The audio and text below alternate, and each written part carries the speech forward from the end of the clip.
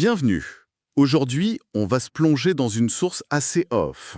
Oui, un peu inhabituel. C'est un document très court. En fait, ça se présente comme une sorte de plan d'action, une feuille de route pour apprendre le français. Hmm, Le titre, il est très direct, Routine quotidienne pour maîtriser le français A2, B2. Et l'objectif est chirurgical. c'est le mot, oui. Passer du niveau A2 au B2 en 9 mois. Et pas n'importe quand, spécifiquement durant l'année 2025. Très précis. Mais ce qui m'a interpellé, ce n'est pas tant la promesse. Des objectifs comme ça, on en a déjà vu. C'est vrai. Non, ce qui est fou, c'est la méthode de preuve qu'il y a derrière. La source ne dit pas juste « voici ce qu'il faut faire ». Elle dit « voici comment je vais le prouver ». Ah, et c'est là que ça devient intéressant. Exactement. Et la preuve, elle est ultra moderne. On parle de montrer le temps d'écran réel du téléphone, un suivi sur l'application Notion, les listes de lecture de podcasts. On est dans la donnée brute, la donnée concrète. Voilà, pas juste un témoignage. Et c'est pour ça que c'est un sujet parfait pour notre discussion.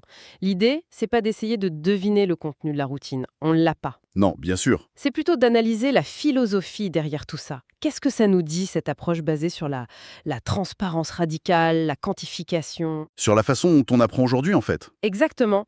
C'est une plongée dans la mentalité d'un apprenant du 21e siècle. Commençons par l'objectif alors.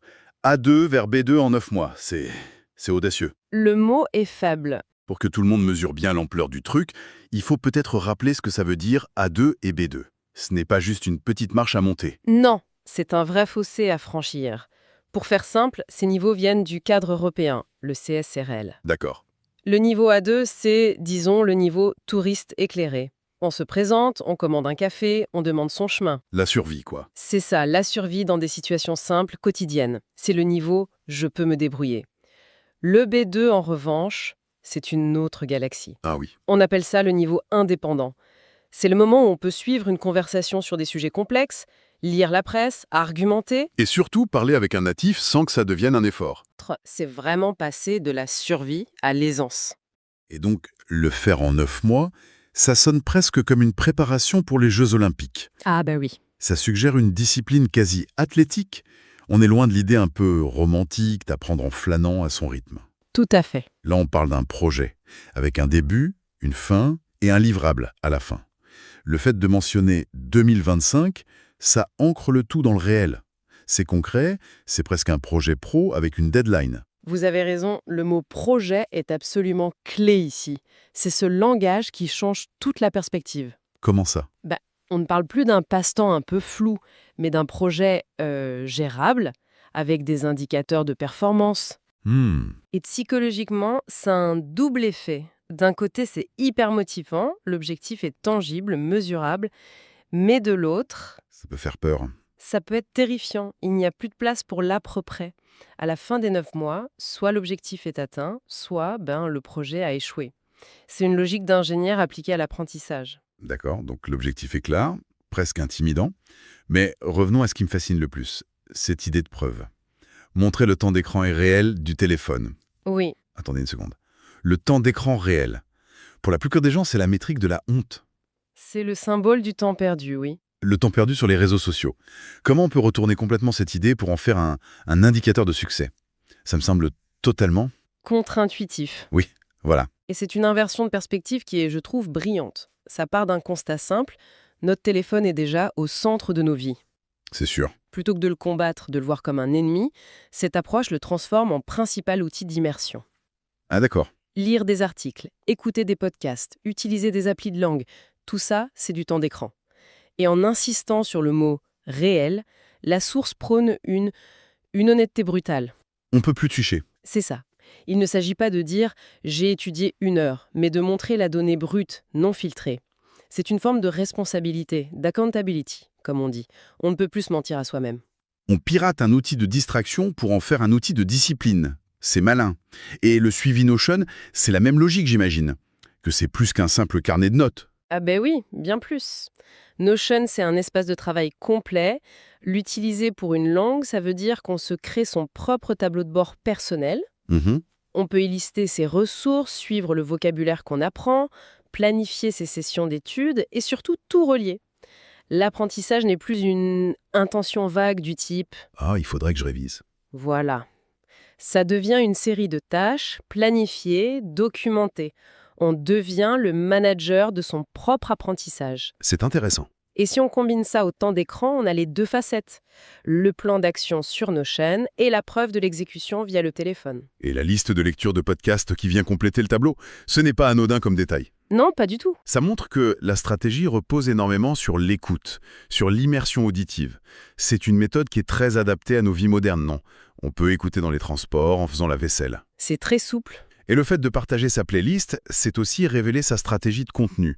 Quel type de français on écoute? À quel débit? Sur quel sujet? C'est transparent. Ce qui est vraiment fascinant, c'est la combinaison de ces trois éléments.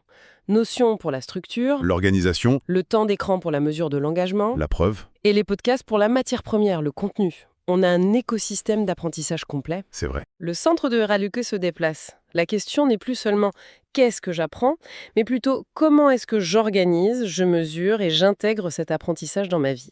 Le système devient presque plus important que la ressource elle-même. Justement, parlons des implications de ce système. Pour une personne qui veut apprendre le français, qu'est-ce que ça change au fond? On n'a pas la recette exacte, mais on a la philosophie. Le message principal, à mon avis, c'est que la maîtrise d'une langue, ce n'est pas le fruit d'un talent mystérieux ou d'une prédisposition. Du don des langues. Exactement, on en sort complètement. C'est le résultat observable d'un processus cohérent, mesurable.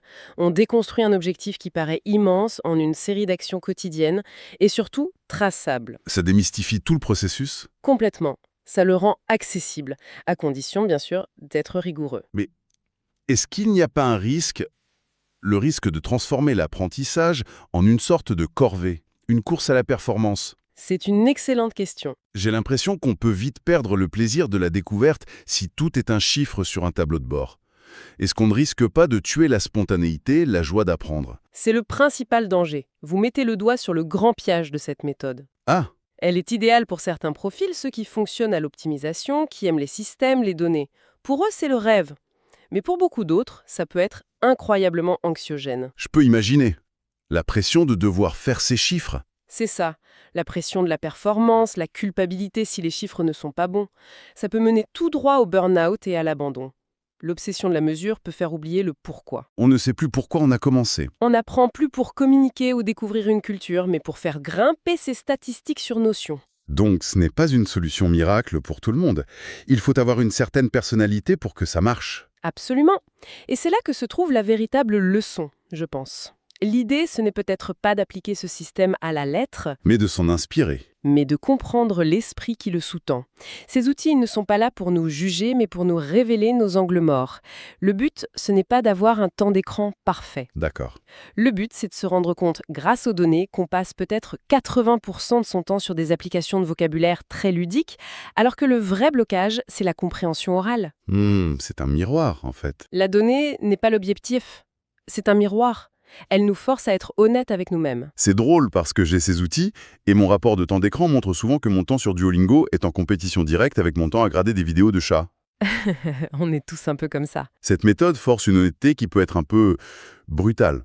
On se voit tel qu'on est et pas tel qu'on aimerait être. C'est exactement ça. Et c'est là qu'on redonne du pouvoir à l'apprenant. La clé, c'est d'adapter le système. Pas de le subir. Voilà. Peut-être qu'il ne faut suivre qu'une seule métrique importante, comme le nombre d'heures d'écoute active par semaine, et laisser le reste plus organique, plus libre. Le système doit servir l'apprenant, et non la servir. Scientifique de son propre apprentissage. Il pose une hypothèse, il la teste, il regarde les données et il l'ajuste. Il n'est plus un simple consommateur d'une méthode. En résumé, si on devait vraiment distiller l'essence de cette approche, on pourrait dire que la recette n'est pas dans les ingrédients, C'est-à-dire les applications, les livres. mais dans la manière de cuisiner. Il s'agit de définir un objectif précis, daté, puis de construire un système pour mesurer ses actions de manière transparente, et surtout d'utiliser ces mesures pour s'adapter. C'est une excellente analogie. L'accent n'est pas mis sur une ressource secrète, une astuce magique, mais sur la discipline de l'exécution et l'honnêteté de l'analyse. C'est un travail sur soi, en fin de compte. Tout à fait. La véritable routine que cette source propose, ce n'est peut-être pas lire 10 pages ou faire 20 exercices, non. La routine la plus importante, c'est celle de prendre le temps, chaque semaine, de regarder ses propres données. Et de se poser les bonnes questions. Et de se demander, est-ce que mes efforts réels sont alignés avec mes ambitions? C'est une routine de méta-apprentissage. Et tout ça nous laisse avec une dernière pensée, une question pour la suite?